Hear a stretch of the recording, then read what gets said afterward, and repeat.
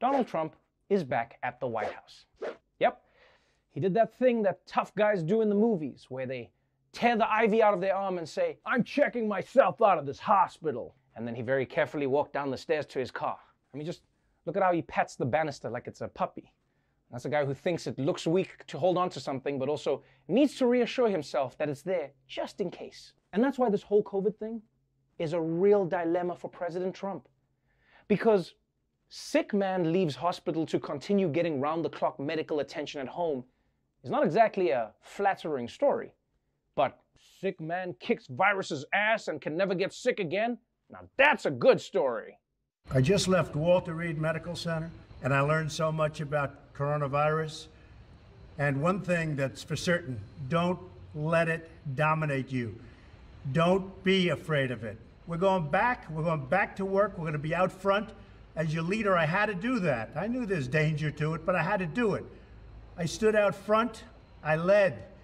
Nobody that's a leader would not do what I did. And I know there's a risk, there's a danger, but that's okay. And now I'm better, and maybe I'm immune. I don't know. Maybe I'm immune. Maybe I'm Spider-Man, and I can shoot webs out of my wrists. Who knows? Pew, pew, pew, pew. What the hell kind of a thing is that to say? Maybe I'm immune? I don't know. It sounds like the last thing a frat bro says right before he drinks the toilet water for $20. But I mean, at least now we know how Trump is going to try spin this whole episode. You know? It's not that he was so reckless and ignorant that he got himself and possibly many other people dangerously sick. It's that as a leader, he was brave enough to confront the virus head on. Just like the only way to study marine biology is to get eaten by a walrus. And now that I think about it, it's actually an amazing excuse. Yeah, from now on, I'm definitely pretending dumb shit that I do is actually brave leadership. Guys, I had to accidentally eat too many edibles and freak out in the park, because if I didn't confront those talking squirrels, who would? And of course, Trump being Trump, every second of his return to the White House was choreographed for maximum television impact. This morning, President Trump is back at the White House. The president stood on a balcony and removed his mask in a dramatic gesture. A double thumbs up, a salute, and no mask. The president is going inside those doors, and then he comes back out still without a mask on, apparently to reshoot his entrance into the White House. It's about 4 people within close proximity of the president who, of course, like we said, is not wearing a mask. This is part of this staged entrance that the president is making where he wants to be back at the White House. God damn! The dude ripped his mask off the second he got home. And I know Trump thinks this is a triumphant moment, but he's presumably still riddled with COVID. And he's about to walk indoors and expose it to everyone inside? Yo, this wasn't a photo op. It was a biological attack on the White House. I mean, there was a photographer standing right next to him. That dude is basically the world's unluckiest Instagram boyfriend. I honestly can't believe this. This is Trump putting his own staff at risk. You would think he would be a lot more careful about protecting his own staff.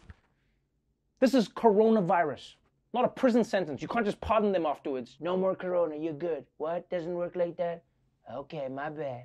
Now, it would be hard to believe that Trump getting infected, going to the hospital, and then going home once he was slightly less sick is some kind of impressive victory for him.